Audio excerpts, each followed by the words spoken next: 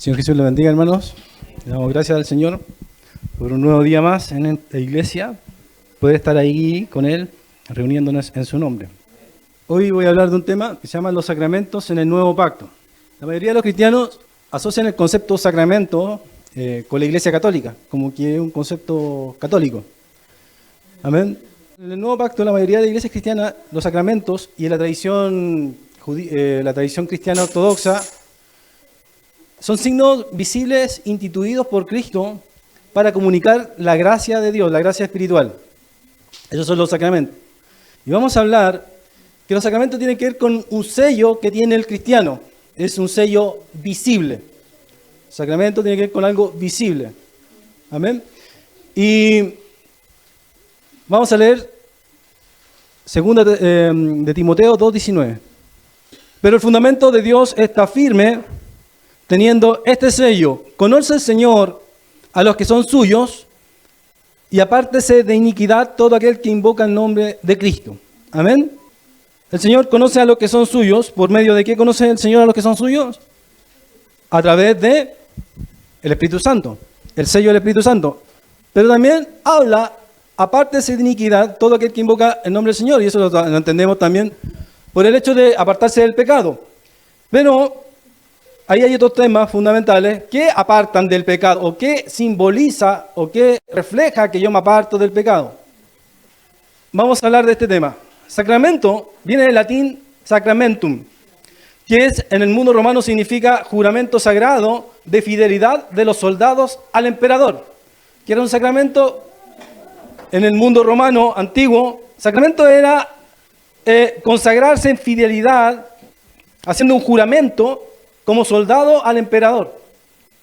O sea, te consagras, tienes una señal, tienes una marca, un distintivo que también hace que ese juramento que tú le haces, en este caso lo hacía el emperador, tenía que reflejar que yo era parte, soldado de ese juramento que hice, con un sacrificio o con algo que yo consagré.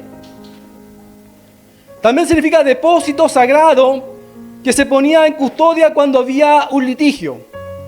Cuando los cristianos adoptaron el término, lo usaron para expresar algo sagrado, serio y vinculante. Entonces, más que del término ser católico romano, es un término utilizado por el cristianismo primitivo. Amén. Y es un signo visible y externo instituido por Cristo que comunica una gracia invisible y espiritual. Esto en el sentido cristiano. ¿Qué es un sacramento?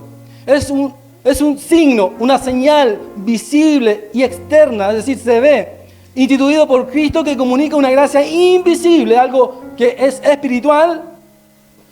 Y hay un signo externo, por ejemplo, el bautismo, la Santa Cena, el pan y el vino. El signo no es solo símbolo, sino un medio, y esto es concepto cristiano, un medio de gracia.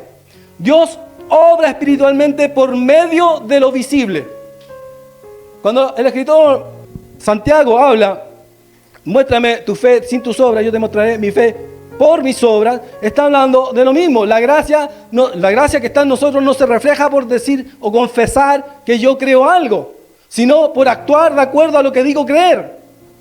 Eso es lo que dice el obispo Santiago en su carta. Dice: ¿qué es lo que refleja mi fe? Yo digo, creo en Jesús y le sigo, ¿cierto? Mucha gente dice creer en Jesús, pero ¿qué refleja? ¿Cuál es el sacrificio que nosotros hacemos en nuestra vida y el sacramento que nosotros refleja en nuestra vida espiritual? ¿Cuál es el medio de gracia? Las obras que hacemos como consecuencia de seguir a Cristo. Principalmente el cristianismo ortodoxo y el cristianismo católico en la historia instituyeron 7 sacramentos, y los vamos a ver súper rápido, y estos son los sacramentos. El sentido católico ortodoxo lo definen como un signo sensible y eficaz de la gracia instituido por Cristo y confiado a la iglesia. Para ellos, uno de los sacramentos, son 7, son el bautismo, la confirmación, la Eucaristía, que es la Santa Cena, la reconciliación, que es la confesión, que se confesan con los curas, confiesan sus pecados, La unción de enfermo, es decir, orar por enfermos, ese es otro sacramento. La orden sacerdotal y el matrimonio. Para el catolicismo, estos son los 7, el catolicismo ortodoxo y católico romano occidental, ellos creen en estos 7 sacramentos, que para ellos fueron instituidos por Cristo. Y ahí está el tema del cristianismo protestante. ¿Quiénes son los cristianos protestantes? Son los de la reforma de Martín Lutero, que vienen todos los evangélicos. ¿Qué creen los evangélicos? Los evangélicos de corte protestante, o sea, nosotros, porque hay personas que cuando tú le hablas de sacramento piensan que tú te estás hablando de catolicismo. Tú no estás hablando de catolicismo, el catolicismo romano. Estás hablando de conceptos antiguos que vienen de la época cristiana de los primeros siglos. Sacramento, para todos los cristianos en su historia, el que adopta el cristianismo reformado son 2. ¿Cuál? El bautismo y la Santa Cena. Lo protestante es un signo de sello del pacto de la gracia. Si yo creo en Cristo y creo en la gracia de Cristo por medio de su nuevo pacto, yo adopto 2 sacramentos. ¿Cuál es el primero para entrar en el nuevo pacto? El bautismo. Y el segundo, la Santa Cena. Para el cristianismo protestante existen 2 sacramentos solamente.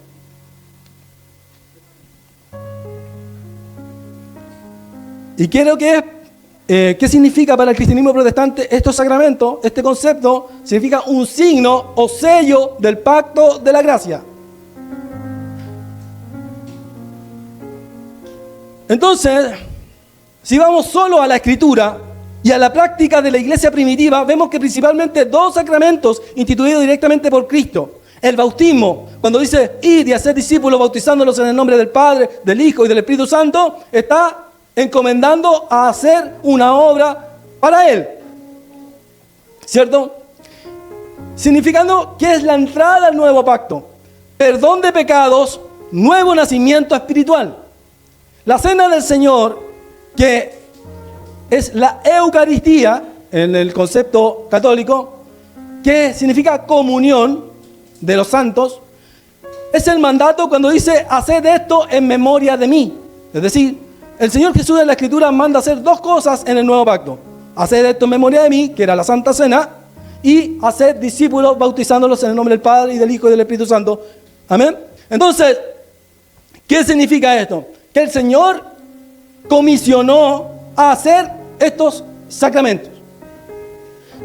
Si usted ve los demás sacramentos que tiene la Iglesia Católica, en la Biblia no se encomienda a hacer esos sacramentos. Por ejemplo, la confesión. Cuando dice la Escritura confesar los pecados unos a los otros, no se está refiriendo a que uno tiene que confesarse con un cura. Se está refiriendo a que si yo he actuado mal y he obrado mal con usted, yo le diga, yo he hecho mal contigo y te pido disculpas, y tú me tienes que pedir disculpas por las cosas malas que también me has hecho a mí. No significa ese concepto de confesión a un cura. Y el matrimonio, así, en la Iglesia Católica el matrimonio es un sacramento, pero en la Iglesia evangélica y protestante reformada nunca se ha instituido el matrimonio como un sacramento.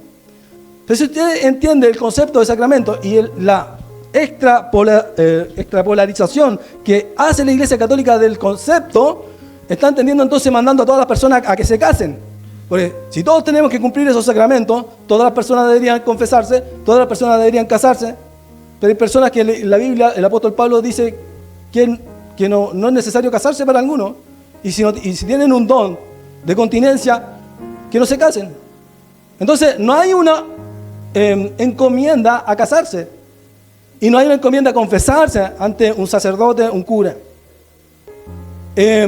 Por ejemplo, la imposición de las manos sí es un mandamiento del Señor, pero no es algo que tiene que hacer todas las personas como obligación. En cambio, el bautismo es una obligación de todos los que quieren entrar al cristianismo. Y la cena del Señor es una obligación de todos los cristianos, es una obligación para todos.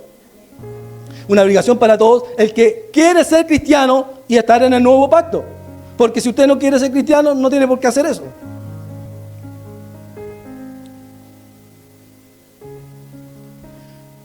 ¿Qué dice el Señor Jesús con respecto al bautismo? Respondió Jesús, de cierto te digo, el que no naciere de agua y de espíritu no puede entrar en el reino de Dios. Amén. Entonces, el bautismo es parte de un mandamiento del Señor para nacer de agua. porque yo podría nacer con el Espíritu Santo. Agua y de Espíritu significa nacer por el agua, es decir, volver a nacer, y el Espíritu, recibir el Espíritu Santo. No puedo entrar en el reino de Dios. Es decir, yo podría tener el Espíritu Santo, pero si no me bautizo, no puedo. Ahora, ¿hay excepciones bajo ciertas circunstancias? Claro que las hay. Ahora, por eso también, bajo este punto, la Iglesia Católica y los padres bautistas, que también son la Iglesia Evangélica Padre Bautista como los anglicanos, bautizan niños. ¿Por qué bautizan niños? Porque si ese niño se muere, entonces se fue sin salvación. Pero bajo la Iglesia Reformada Protestante, nosotros creemos que los que tienen que bautizarse son aquellas personas adultas conscientes de su pecado.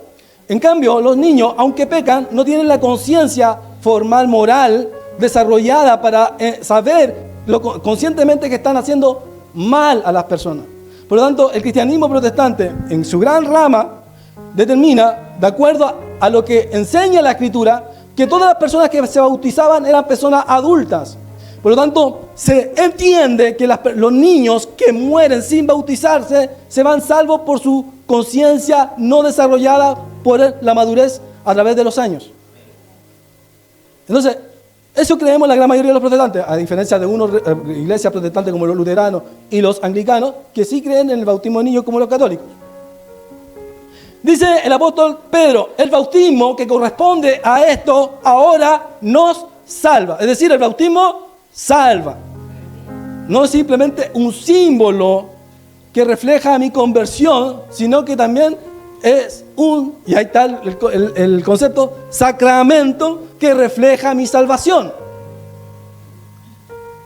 No quitando las inmundicias de la carne, sino como aspiración de una buena conciencia hacia Dios por la resurrección de Cristo. ¿Cuántos creen esto? ¿Cierto? Lo dice la Escritura, lo tenemos que creer.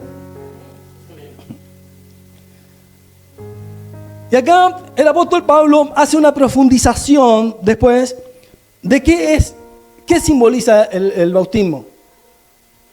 Y empieza a establecer la doctrina más profunda del bautismo, que el bautismo es la principal junto con la Santa Cena. Porque no es judío el que lo es exteriormente, ni la circuncisión la que se hace exteriormente en la carne, sino que es judío el que lo es en el interior, en la circuncisión, la del corazón, en el espíritu, no en la letra, cuya alabanza viene de los hombres, sino de Dios. Es decir, el Espíritu Santo y nuestra consagración, porque eso también significa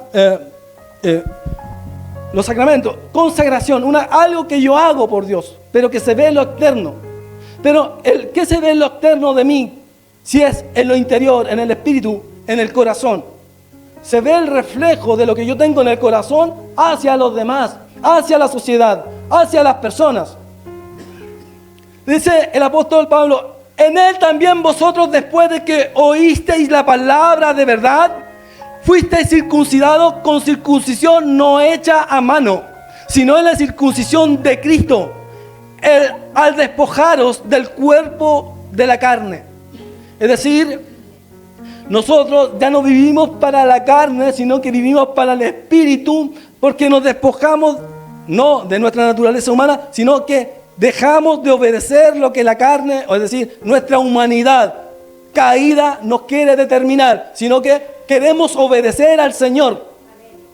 Y presentamos nuestros cuerpos, como dice la Escritura, en sacrificio vivo, santo, agradable a Dios, que dice el apóstol Pablo que es vuestro culto racional. Y dice también, en él también vosotros fuisteis circuncidados con circuncisión no hecha de mano, habiendo sido sepultados con él en el bautismo. Y acá hay una circuncisión que dice el apóstol Pablo, símbolo que refleja el cambio espiritual. Es el bautismo. Es decir, para el nuevo pacto, la circuncisión ya no es como se hacía en el antiguo pacto, sino nuestra circuncisión para entrar en la gracia, y en el nuevo pacto es el bautismo. Y esa circuncisión, así como se reflejaba en el antiguo pacto hecha en la carne, exteriormente, nuestro reflejo espiritual, es decir, nuestra obediencia al Señor, se refleja por medio del bautismo. Es decir, nuestra obediencia se refleja por medio de actos. Pero esos actos son espirituales y simbólicos que se representan a través del agua, en el cual también te fuiste resucitado por la fe en el poder de Dios. Es decir, este bautismo simboliza la resurrección de la carne transformada. Yo entro al agua, salgo del agua, soy la misma persona, pero yo tengo una conciencia, una aspiración de que soy una nueva criatura. Y mi cambio tiene que ser regenerado a través de mi mente y de mi corazón. Tiene que ir cambiando mi vida. No puedo seguir siendo el mismo. Y ese es el gran problema de nuestra obediencia a Dios. Porque decimos ser cristianos, pero no le obedecemos. Y por medio de los años, a través de ser cristianos, esa obediencia, en vez de ser más profunda, más servicial hacia Dios, se va en muchas personas decayendo y apagando y destruyendo. Y seguimos llamándonos cristianos, pero no somos como éramos al principio, sino peores incluso que aquellos que no conocen a Jesús.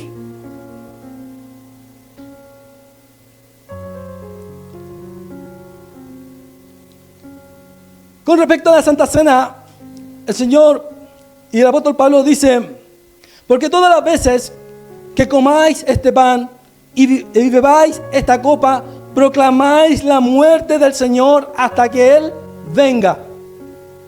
Cristo, dice el apóstol Pablo, nuestra Pascua, ha sido sacrificado por nosotros. ¿Qué representa la Santa Cena? El sacrificio en la cruz de Cristo, ¿cierto? Es decir, la Santa Cena representa, es simbólica, o sea, partir el pan, beber el vino, representa simbólicamente la muerte física de Cristo. El bautismo representa nuestra muerte al sepultarnos y la resurrección al salir del agua. Si usted conecta la Santa Cena con el bautismo, las dos tienen la conexión del sacrificio y resurrección de Cristo. ¿Qué representa estos sacramentos? Representan la muerte y resurrección de Cristo. Y tomó el pan y dio gracias y lo partió y les dio, diciendo: esto es mi cuerpo que por vosotros he dado. Haced esto en memoria de mí. De igual manera, después que hubo cenado, tomó la copa diciendo: esta copa es el nuevo pacto en mi sangre que por vosotros es derramada. ¿Qué significa entonces lo que estaba comentando? La sangre y el cuerpo de Cristo.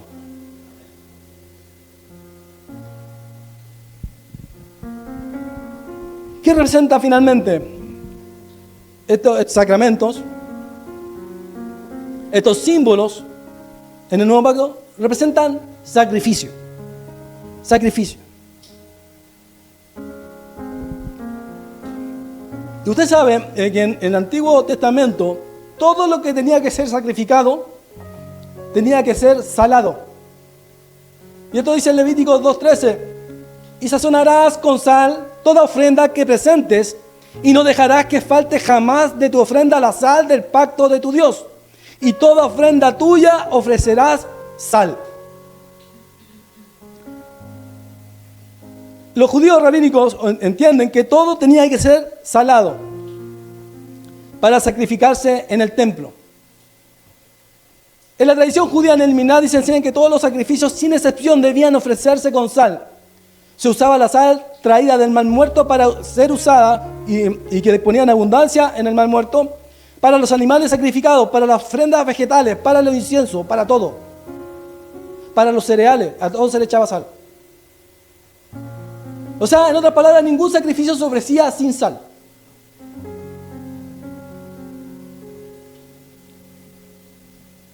¿Qué significa la sal? Primero, la sal significa que es un símbolo de incorruptibilidad. La sal preserva y evita la corrupción, ¿cierto? Y la pureza del sacrificio. En Números 18, 19 y en 2 Crónicas 13:5 habla del pacto de sal, un pacto perpetuo, inalterable. La sal en los sacrificios recordaba que el pacto entre Dios e Israel era eterno. Es decir, la sal representaba que era eterno el pacto. Consagración total. Todo lo ofrecido a Dios debía llevar este signo de purificación y permanencia.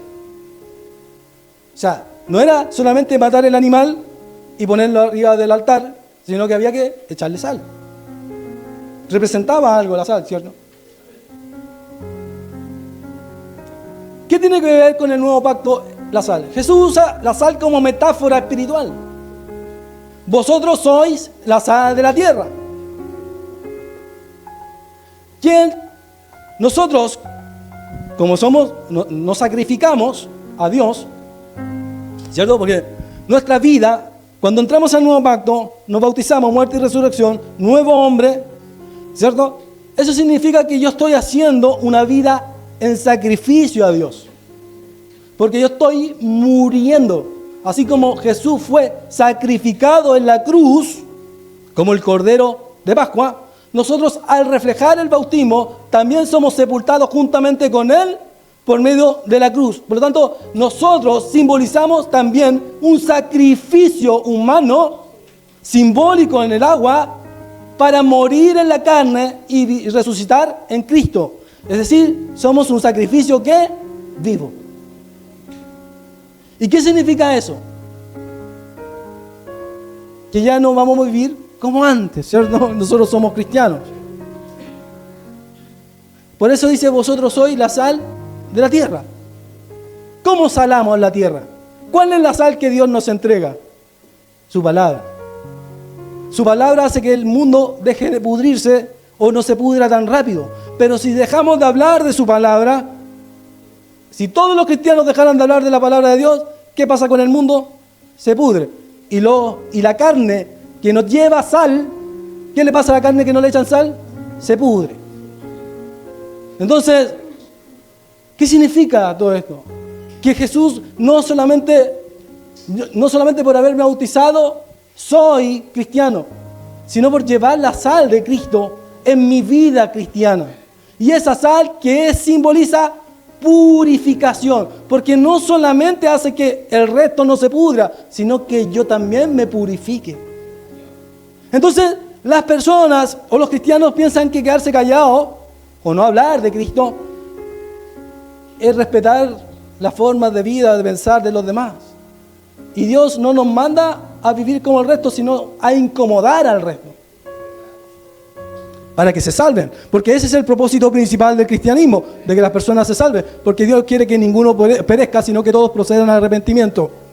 Así como los sacrificios del antiguo pacto requerían sal, los del nuevo son espirituales, nuestra vida ofrecida en pureza, fidelidad y permanencia en Cristo. Romanos 12:1. Os ruego, hermanos, que presentéis vuestro cuerpo en sacrificio vivo, santo, agradable a Dios, que es vuestro culto racional.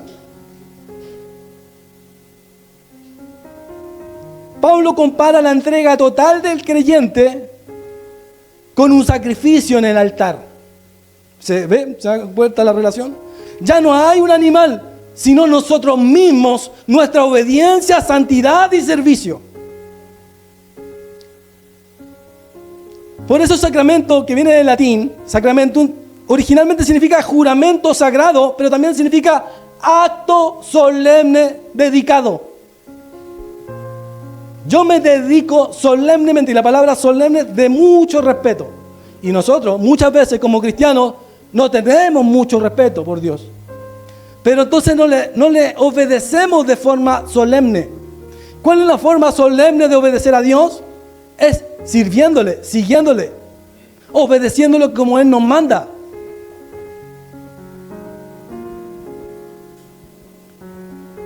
Por eso dice, sacrificio también de alabanza. Ofrezcamos siempre a Dios por medio de Él, sacrificio de alabanza, es decir, frutos de labios que confiesan su nombre. ¿Qué nos pide el Señor? Que le alabemos.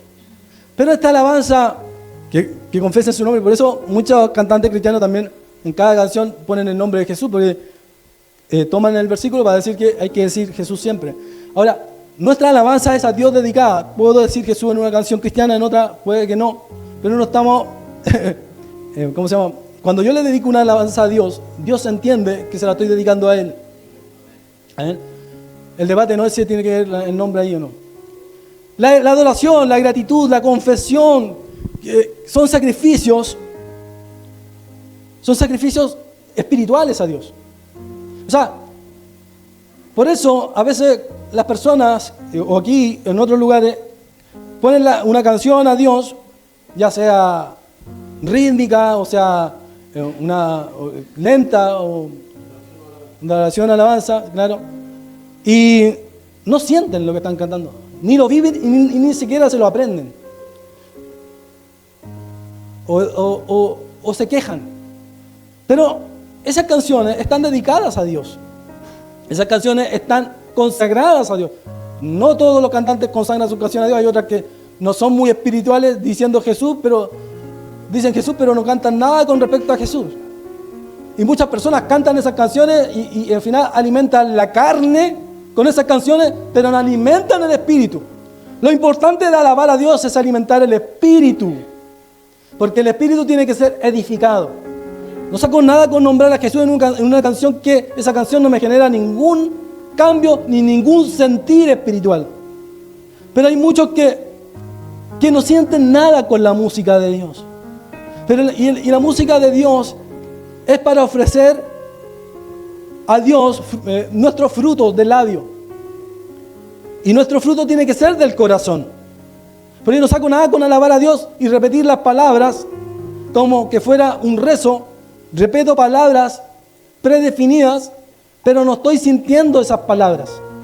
Mi alabanza a Dios, y no estamos hablando solamente de canciones, sino de hablar con Dios y darle gracias a Dios, conversar con Dios y bendecir el nombre de Dios.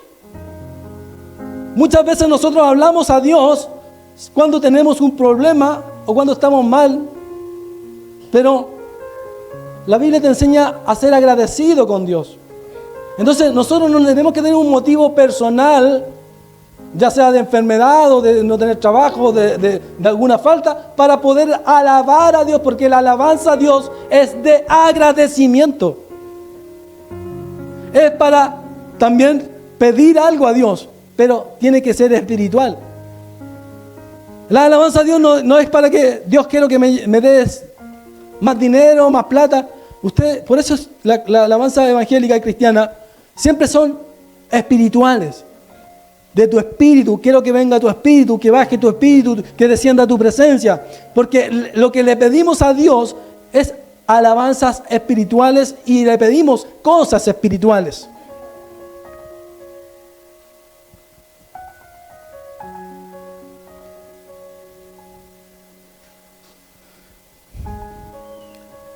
El otro sacrificio que nosotros hacemos, porque nuestro cuerpo es un sacrificio vivo, ¿cierto? Que alaba a Dios, pero también es un sacrificio que yo no veo y cada vez se pierde más. ¿Qué es el sacrificio? Y lo que dice la Escritura, un sacrificio de un corazón quebrantado. Los sacrificios de Dios, dice Salmo 51, 17, los sacrificios de Dios son el espíritu quebrantado, el corazón contrito y humillado, no desprecias tú, oh Dios. Aquí el sacrificio, y esto lo decía David, el sacrificio en el antiguo pacto eran todas cosas externas y físicas. Pero acá ya David, en una prefiguración ya de lo que es Cristo y el nuevo pacto, lo habla de forma espiritual. ¿Y qué le decía? El sacrificio a Dios es un corazón contrito y humillado. Un corazón arrepentido. Un sacrificio no material, sino un sacrificio que está en un corazón arrepentido. En nuestro ser, en nuestros sentimientos, en nuestro corazón y en nuestra mente.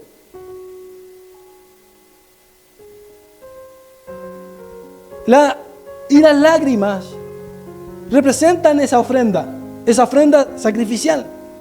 Recoge mis lágrimas en tu redoma y no están ellas en tu libro.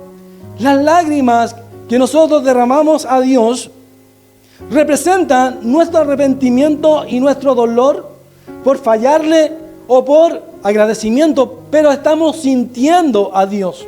Así como hay muchos cristianos que no sienten cantar a Dios cuando oran no sienten orar a Dios.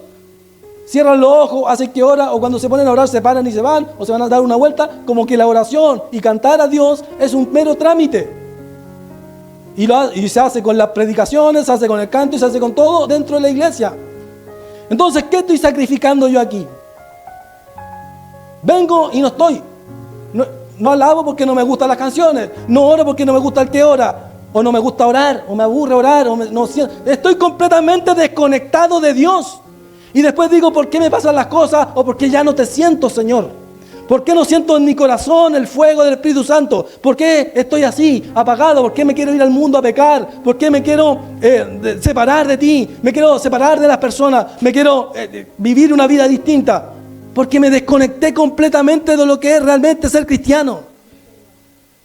Ser cristiano no es solamente decirlo de palabra y de boca, sino sacrificar tu vida. Pero ese sacrificio tiene que ver con alabar, bendecir, escuchar a Dios, orar a Dios y derramar tus lágrimas a Dios. Las lágrimas de dolor, eso reflejaba en el Antiguo Pacto y en el Nuevo, son de arrepentimiento, de clamor, son vistas, y dice el salmista, son escritas por Dios en su libro. Es decir, Dios recuerda, no mis oraciones a Señor Jesús, santo y verdadero, alaba, cuida a mi familia, a dormir. Y muchas veces yo también caigo en eso, no es porque yo esté reclamando, sino porque todos estamos apagándonos. Y no nos damos cuenta que la misma Escritura nos enseña para no apagarnos, ¿qué tenemos que hacer? Entonces, ¿por qué estoy desconectado de Dios? ¿Por qué sigo viviendo la misma vida hace 15 años, hace 10 años, hace 5 años y hace un par de meses? Y en vez de ir mejorando, voy todos los domingos a la iglesia y sigo siendo la misma persona o estoy cada día peor. Porque no basta con venir a la iglesia todos los domingos. Basta con que vengan los domingos y sacrifiques tu vida a Dios. Y no solamente los domingos, sino que el nuevo pacto dice: el Señor, estaré con vosotros todos los días, hasta el fin del mundo. Y cuando dice, cuando hoy su voz, no endurezcáis vuestro corazón, cuando dice que tenemos un nuevo día de descanso, se refiere a todos los días, el día de hoy. Entonces, cuando Dios te habla, muchas personas se enojan, porque se me están retando, me están pegando un palo. Pero en vez de sentir sensiblemente que Dios te quiere hablar para que cambies, sientes la molestia de que Dios te diga algo. Porque a lo mejor no es la persona que quieres que te hable. Si no es la persona que quieres que te hable, a lo mejor necesitas que Jesús baje y Él mismo te hable. Y a lo mejor, ¿cómo vas a tener el corazón tan duro? Ni aunque Jesús baje, le vas a escuchar.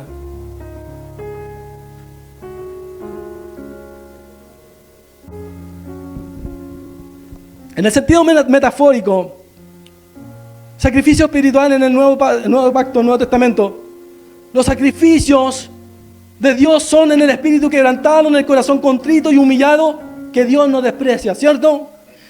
En Romanos 12:1, que nuestros cuerpos son un sacrificio vivo y que el sacrificio es de alabanza, de oración, de quebranto.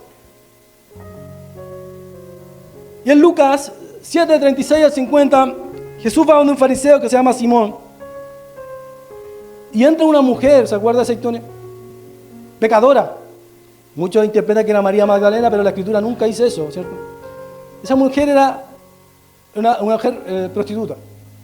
Entonces, entra a donde el Señor Jesús, ¿cierto? Que estaba sentado a la mesa y se pone a los pies, se arrodilla y se inclina y llora. Entonces, como le mojaba con las lágrimas los pies al Señor, la mujer secaba con sus pelos, de sus cabellos, secaba los pies. Y el Señor hace un reclamo ahí. Le dice: tú no me recibisteis, porque a las personas importantes se les recibía con el lavamiento de pies. Y a Jesús no lo recibieron así. Pero esta mujer dice, ella lavó con sus lágrimas mis pies, ¿cierto? Y con su cabello los secó. ¿Y usted sabe lo que tienen las lágrimas? Tienen sangre, ¿cierto? Entonces, ¿cuándo salamos nuestras vidas, o sea, nuestra carne, hacia Dios? ¿Cuándo el sacrificio es perfecto a Dios? Cuando entregamos el corazón. Lo derramamos ante Dios. ¿Cuánto ha sido la última vez que fue a una iglesia y no ha llorado pidiendo perdón a Dios? No ha sentido la unión y la comunión y estar compenetrado con el Espíritu Santo. Porque la forma de encontrar al Espíritu Santo, entrar en medio de la presencia del Espíritu Santo, es con las lágrimas, es con llorar, es con arrepentirse, es con cambiar, es con querer disponer el corazón a Dios. Jesús le dijo: tus pecados te son perdonados. ¿Cuándo le dijo eso?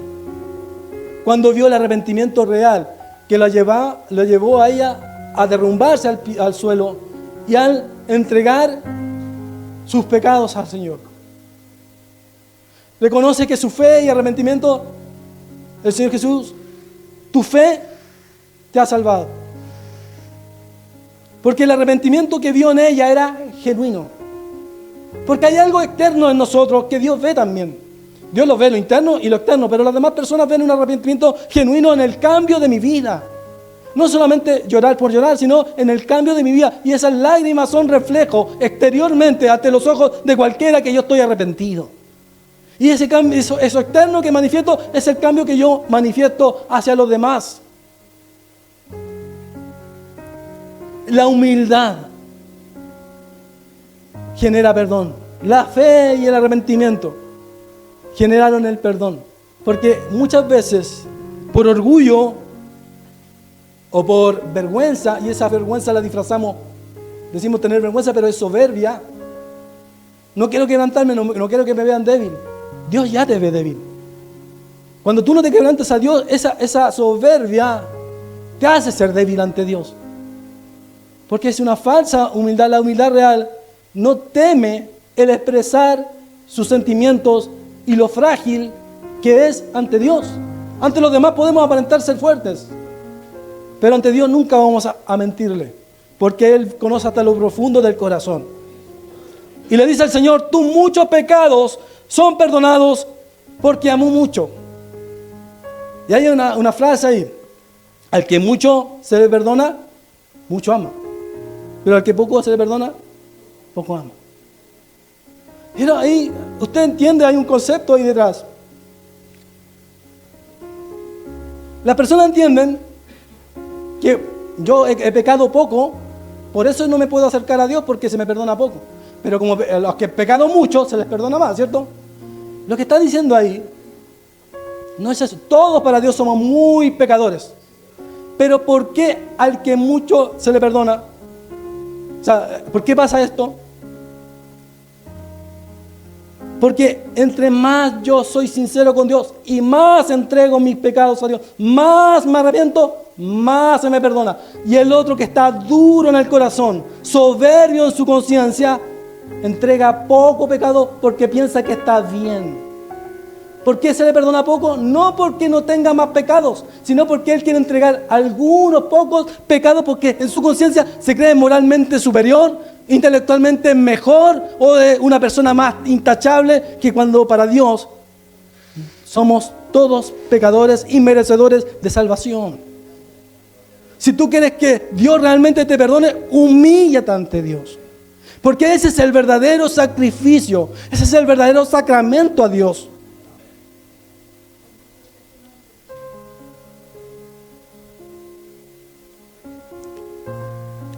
Y hay algo muy importante acá. Que la verdadera disculpa, la de corazón, es lo que está realmente, cuando tú lo haces de forma sincera, genera verdadero perdón. Y el perdón produce amor. Si tú quieres que Dios te ame o las personas te amen, tú tienes que ser sinceros con ellos. Pedir disculpas no de palabra, sino de corazón. Y cuando tú te entregas a Dios y le pides perdón sincero, el cambio es sincero. Pero si yo voy a Dios y le pido perdón superficialmente, el cambio es superficialmente. ¿Por qué no puedo cambiar? ¿Por qué sigo siendo el mismo? Porque mi arrepentimiento no es real. Porque mi arrepentimiento no es profundo. Porque mi arrepentimiento es superficial. ¿Qué hizo la diferencia entre Judas y el apóstol Pedro? Que Judas pidió perdón superficialmente. Y eso lo llevó a suicidarse. Pero el apóstol Pedro pidió perdón sinceramente. Y lo llevó a ser uno de los apóstoles más importantes de la historia. Entonces, ¿qué quiero reflejar con eso?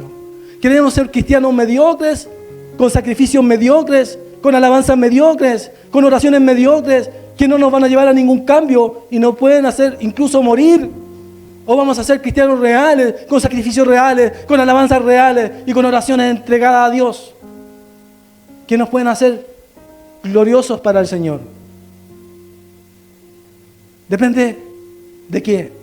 Depende de que yo lo obligue, o de que yo le tire palo, o de que usted se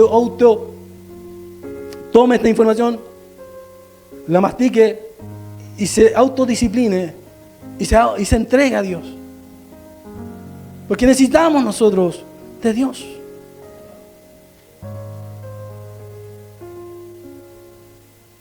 Jesús vio todo lo que hizo esta mujer y consecuencia de todo su arrepentimiento, el Señor le da salvación.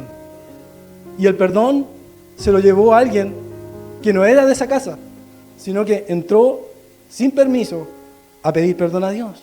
Y los de la casa le dieron cena al Señor, lo recibieron, no de la forma que él esperaba, pero lo recibieron de una forma u otra, le dieron cena, hicieron una pequeña celebración, pero se fueron sin salvación porque realmente no entregaron su vida como aquella mujer. Y muchas veces estamos nosotros en eso. No basta solamente con recibir al Señor en mi casa.